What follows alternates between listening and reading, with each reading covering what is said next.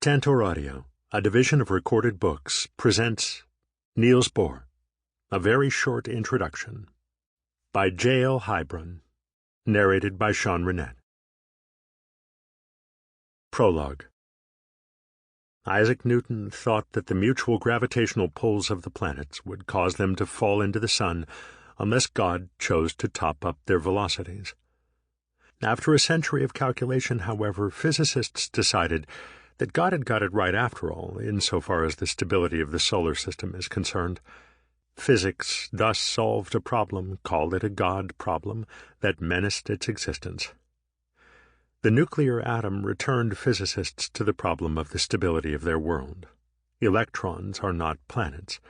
They repel one another, and their mutual repulsion makes a nuclear atom with more than one electron mechanically unstable. Another damaging negative analogy exists between an electron and a planet. Physical theory before Bohr required that an accelerated charged particle radiate energy. Consequently, even a one-electron nuclear atom would quickly collapse, since the centripetal force needed to keep the electron in a circular orbit would cause it to radiate away its energy and dive into the nucleus. In his early work, Bohr called this menacing theory ordinary physics. It would soon be dubbed classical physics, in the same sense that adventurous composers were beginning to call their heritage classical music. Classical physics does not allow a nuclear atom whose parts obey its rules to exist.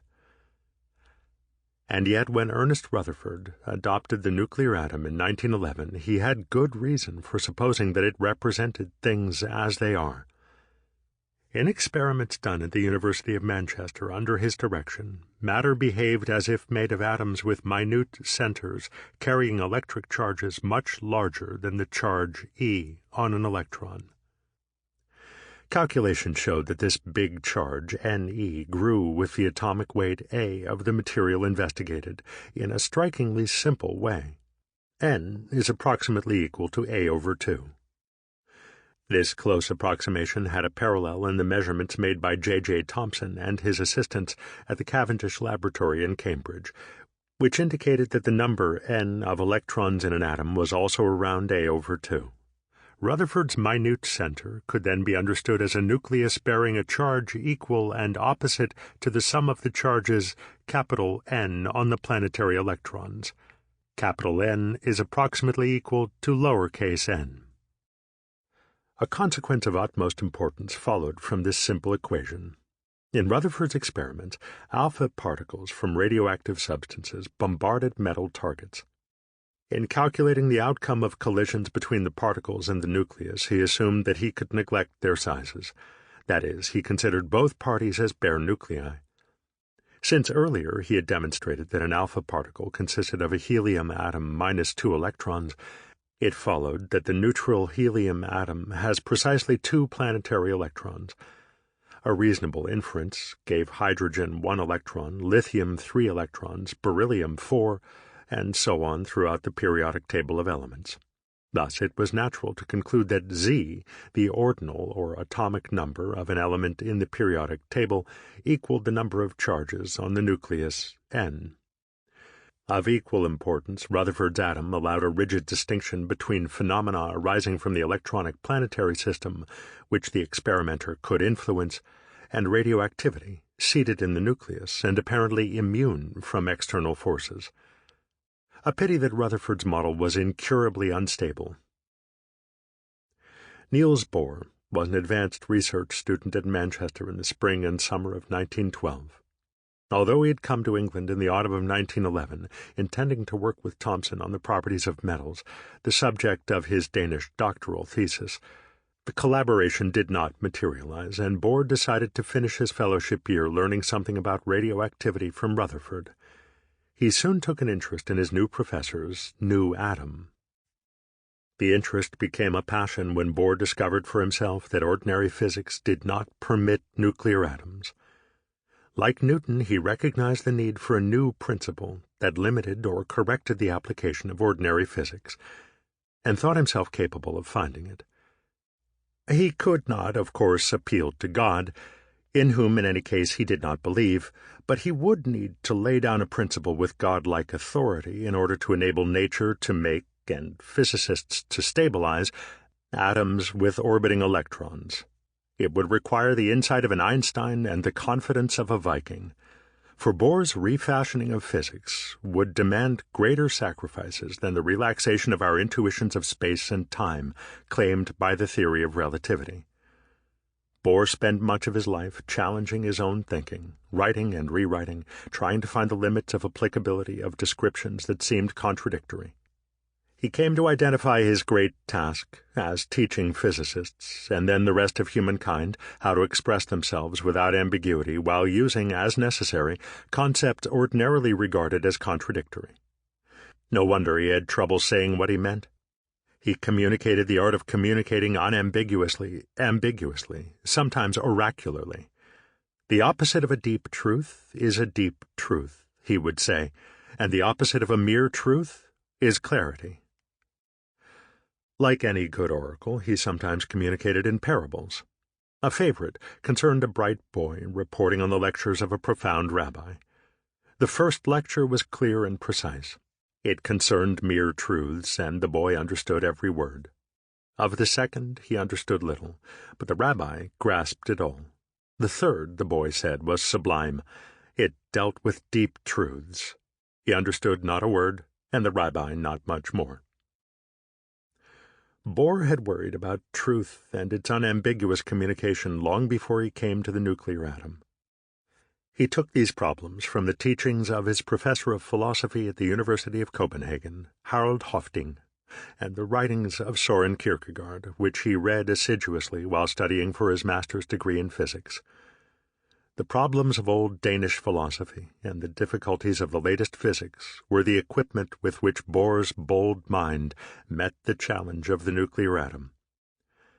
He had two strong motivations for taking up a God problem. One was an intense adolescent wrestle with religion.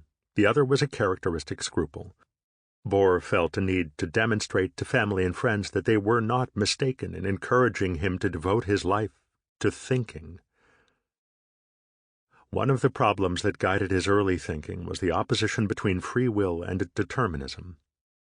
Accepting that we need both concepts to describe our experience, he worked out how to use them without contradiction. Free will refers to the contemplation of future acts, determinism to the analysis of completed acts. They have to do with different situations. Bohr returned to this example of what Einstein later denigrated as a tranquilizing philosophy after the development of his non-classical nuclear atom had sharpened the tools he needed to extend his insights about multiple truths and unambiguous language to realms of thought and action beyond physics. Bohr's engagement with physics and its lessons went beyond the theoretical. He proved to be an effective fundraiser for the institute set up for him in Copenhagen in 1922 and guided it into research in nuclear physics and radiobiology. During the Second World War he worked briefly at Los Alamos, and more perseveringly but less effectively at convincing Roosevelt and Churchill to share information about atomic weapons with Stalin in order to avoid a post-war arms race. Some of the rhetoric he employed in this endeavor came straight from the lessons he derived from physics. Just as physicists had to renounce causal descriptions in space and time in order to control their descriptions of the atomic world, so politicians would have to renounce old-fashioned sovereignty in order to control the weaponry atomic physicists had given them. Bohr believed that orderly and apt renunciation of concepts or goals previously thought unchallengeable was the key to freeing our minds from pseudo-problems and superstitions inferred from ordinary experience. We advance by learning what to give up. That is why Galileo was so important. He managed to liberate himself from misleading sensory impressions and renounce any explanation of motion. Bohr preached the doctrine of renunciation in physics, sometimes to great success, as in his limitation of ordinary physical concepts in the atomic domain, and sometimes to no avail, as in his occasional proposals to abandon the conservation of energy. His urging of the surrender of a degree of national sovereignty in the interest of world stability, notably in an open letter to the United Nations in 1950, fared no better than his proposed amendment of the first law of thermodynamics. Nor did he succeed in establishing complementarity, his great lesson from quantum physics, as an antidote to religion and a guide to the improvement of humanity. For several reasons, the obscurity of his writing and dislike of mathematical formalism, the failure of complementarity to remain alive outside philosophy, and the relegation of his atomic model to the care of historians, Bohr does not enjoy the same recognition, even among physicists, as his friend and intellectual equal Einstein. One purpose of this little book is to present the debt physics owes to Bohr's leadership, and to make plausible the view expressed by the President of the Royal Society of London in 1944, that a vote of the world's scientists would place Bohr first among all the men of all countries who are now active in any department of science. Another objective, perhaps more useful and realizable, is to illustrate a powerful thinker's striving to reach to the bottom of things. That striving is what Bohr admired in Kierkegaard, and lines from Goethe's Weite Welt und breites Leben. In English they read, "Tireless searching, firmly founded, never ended, often rounded, old traditions well respected, innovations not rejected." In pursuit of these objectives, some ideas and concepts from physics will be needed. Uncommon ones will be defined as they come up. Some mathematical symbols appear from time to time. They are shorthand, employed to avoid repetition, and because Bohr could not do without them, even though he did not always know exactly what they meant, they too will be defined as needed. There will be no appeal to mathematics beyond the slightest algebra or to philosophical technicalities. Everything will gradually become clear to anyone willing to acquire the minimal equipment for accompanying Bohr, who did not know where he was going either, on his extraordinary intellectual journey. Chapter 1. A Richly Furnished Mind. Viking Jew. The very original mind of Niels Bohr came into existence in Copenhagen in 1885. It arose from the union of a professor of physiology at the city's university, Christian Bohr, and Ellen Adler, the daughter of a liberal philanthropic Jewish banker. Although, and perhaps because, Christian came from a family of pastors, he was an atheist, and although Ellen's family were prominent among Viking Jews, Jews who settled and prospered in Denmark before the immigration of Yiddish speakers from the shtetl, she was not observant. Nevertheless, some accommodation for the religious training of their 3 children was required. Christian agreed that they be raised as Jews. Ellen did not insist, however, and Niels and his brother Harold were sent to the Lutheran Church so that they would have the same religious experience as other Danish boys. Of the couple's eldest child, Jenny, few accessible records exist. The forces of parental indifference and state religion had to do battle with Ellen's sister, Hannah, the first woman to earn an advanced degree in physics in Denmark and the proprietor of the first coeducational secondary school in the kingdom. Aunt Hannah was close to her nephews, especially Niels. An expert on the history of Danish Jewry cites Hannah Adler's work as exemplary of the special, very concrete idealism expressed in an intensive and persistent striving to realize an idea or thought that constituted the Jewish impulse in Danish science. In contrast with her sister Ellen, who had little or no connection with the synagogue, Hannah had close ties to the Jewish community. Naturally, religion loomed large in Niels's adolescent mind as it struggled to balance the views of his parents, his pastors, and his aunt. One day he told his father that although he had struggled very, very hard, he could not believe. As he later described the incident to his fiancée, Margrethe Norlund, his father responded with a smile. Bohr interpreted the smile as a sign that I, too, could think. For a time he thought to write a book to help others think themselves free from the errors of organized religion, and echoes of this unrealized project may be discerned in other forms in his later writings. Unbelievers are, of course, not free from the cultures in which they grow up. In Bohr's case, both Christian and Jewish elements continued to occupy his mind until the simultaneous arrival of his wedding and his quantized atom filled it with other things. The Jewish element of his boyhood came not only from Aunt Hannah, but also from his Adler cousins, notably Edgar Rubin, who became a leading experimental psychologist. Rubin had an opportunity to observe some extraordinary minds in a club of university students dominated by himself and the Bohr brothers.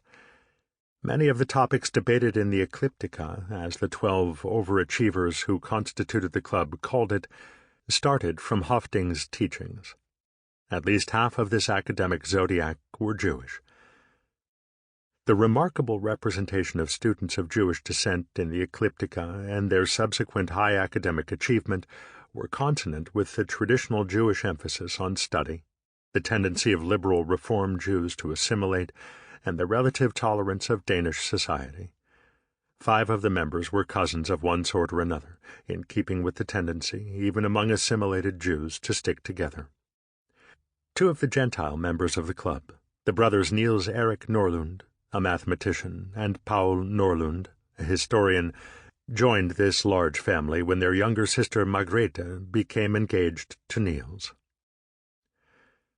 When Bohr returned to Copenhagen from Manchester during the Easter vacation of 1912 to help plan his wedding, the cultural hit of the season was an improbably popular play, Eden for Murene, Inside the Walls, by the Danish Zionist Henry Nathanson.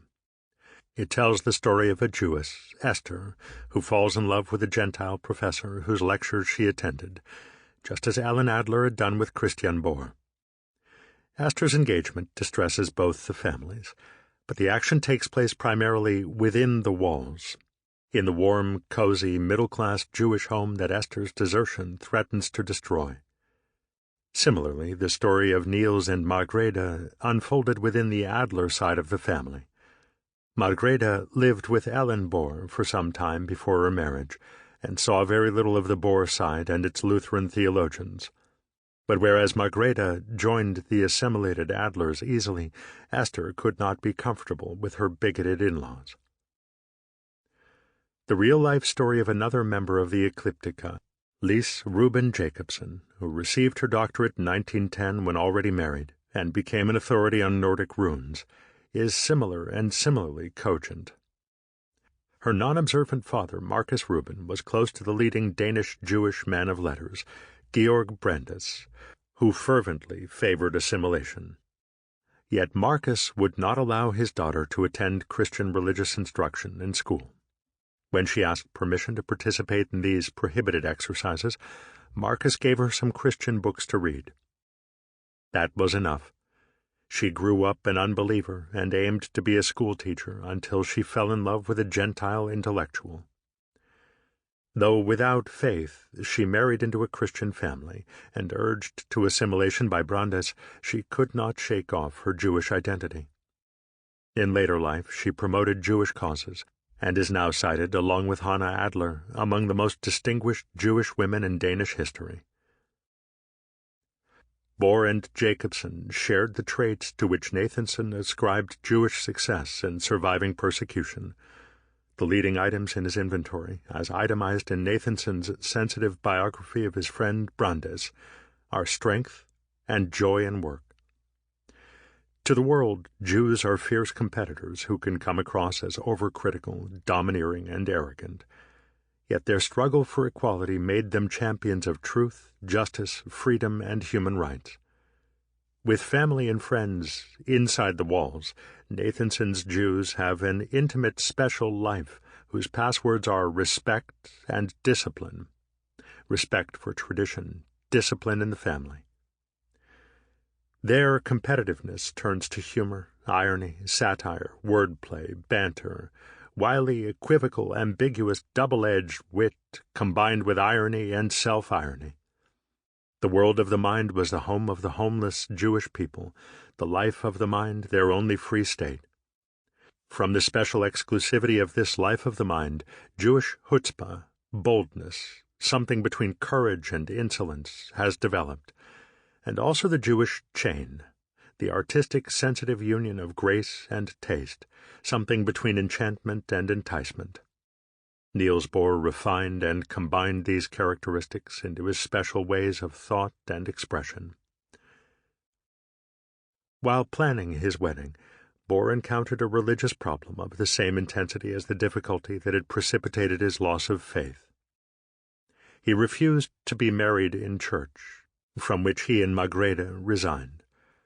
The decision upset her pious mother, whose hurt Bohr tried to assuage with the reassurance that he did not believe that science governed or could govern everything. Moreover, he thought that he could prove it, and that, he said, was a source of joy to him.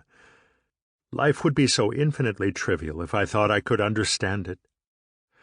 Thus he was particularly aware of the necessity and difficulty of reconciling conflicting religious beliefs and cultures, and of the probable existence of aspects of experience beyond rational explanation, just before he encountered the contradictions of the nuclear atom. The Viking in Bohr's makeup was not only Jewish. He had a great love for the North, the land of volcanoes and glaciers, fire and ice, mirages, glories, and auroras, and of sagas, heroes, giants, kobolds, trolls, snow queens, and ice palaces. There was romance in his makeup. When I see the briefest reference to the old Nordic countries, then my heart flares up so wildly, my little one, I dream I am among Norway's cliffs and skerries. The occasion of this outburst was reading the chapter on Odin in Thomas Carlyle's On Heroes and Hero Worship, which the little one, Margrethe, had sent him as an example of her favorite reading. He went on to pose a pair of crazy questions. Tell me whether you would come with me to Iceland in a Viking ship.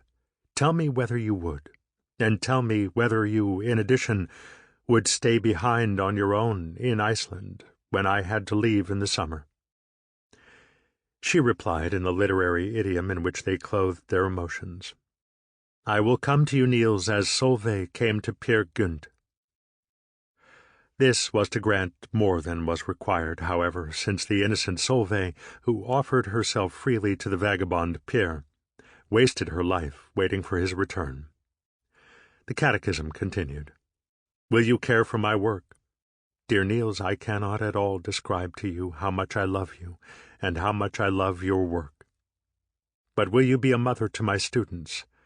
I set no limit at all to how much I wish that I could be allowed to be a mother to your students. The limit would be the size of Bohr's Institute. Another indication of the content of Bohr's mind around the time of his great invention is a story that he wrote for Margrethe, then still his fiancée, for Christmas of 1911. The story begins with their watching a little boy accompanying his father to church on Christmas Day, the only day in the year the father entered a church. The little boy soon discovered, after his own lonely battles, the reason that his father otherwise kept away. The boy could not imagine anything as dreadful and terrible as the realization of the things taught in church. After doing honor to this perfect parent, then recently deceased, the couple fly to the far north, where they again spy the boy, now an adult, discussing philosophy with an old gentleman who no doubt answered to the name of Hofding. Eventually they return to Bohr's digs in Cambridge, whence Margrethe modestly leaves for Denmark, while Niels retires to bed, his courage roaring so wildly, for he thinks he, too, could think. With Margrethe's help, he will try to combine courage and thinking, Viking virtue with something else. My own little darling, if you will care for him, he will try to find meaning in his wild courage. Then came a question unusual for a Viking. Will you pay my debts, all the debts that my poor soul might incur? Although Niels repeated this question several ways, he never specified the obligations he needed Margrethe's help to discharge. Perhaps he meant that with her psychological support he could justify, and so repay, the belief in his abilities entertained by his family, teachers, and friends. To his mother he was a rare treasure. To his father, gold. To his brother, the greatest and wisest human being we have known. The family had helped him to develop the gifts of nature. He dictated most of his thesis to his mother. His father put his laboratory and assistant at Niels's disposal when he needed them. The entire family helped in computing tables, doing calculations, and writing out fair copies of his papers. Margrethe, as amanuensis, and also her brother Niels Erik as calculator, became part of this machinery even before her marriage. There was much to repay. The Viking in Bohr may also be seen in his strength and endurance as a skier and football player. He could ski for days, and his size made him a good goalie as long as he kept his mind on the game. Harald was more agile in sport as well as more practical in life than Niels, and made it to the Danish Olympic football team. Christian philosopher. Even before entering the university, Bohr spent time with Høvding. The philosopher was a great friend of Christian Bohr, and also of Christian Christiansen, who would be Bohr's professor in physics. The three met regularly with the philologist Wilhelm Thomsen, and Niels and Harald would listen to them airing deep questions of science and philosophy when Christian hosted their symposium. This eavesdropping gave the brothers at least two precious insights: that experienced scholars can advance their discipline before securing its foundation, and that responsible scholars strive to deepen as well as enlarge their discipline's structure. The most basic of the foundational issues the quartet of professors discussed concerned the nature, condition, and limits of knowledge, the nature and worth of evidence, and the principles which underlie our valuation of human actions and institutions. That is, the problem of truth. Høvding had a lot to say about truth. He began with Søren Kierkegaard, whom Bohr was to rank as the greatest of Danish thinkers and stylists, and the author of one of the best books ever written. This was Stages on Life's Way, which Høvding took to be representative of Kierkegaard's philosophy, and a great help to people undergoing religious crises. Yet it helped Høvding himself in early life, and his writing about truth, like Kierkegaard's, owed much to struggling with a Christian worldview. He arrived at the capacious principle that no single truth can capture a domain, for no matter how promising a line of analysis is at the beginning, if pushed even further it must eventually expose an irredeemable, inaccessible, irrational residuum. This was the proposition that Bohr told Margrethe's mother he could prove logically. Enthusiasm over the necessity of renouncing the search for a theory of everything marked Høvding's modest epistemology. As Rubin recalled, this state of affairs caused him great and profound satisfaction, for like Bohr he regarded its contrary, in which everything would stand revealed, as the destruction of an essential condition for the value of human life. Høvding had begun his university studies in theology.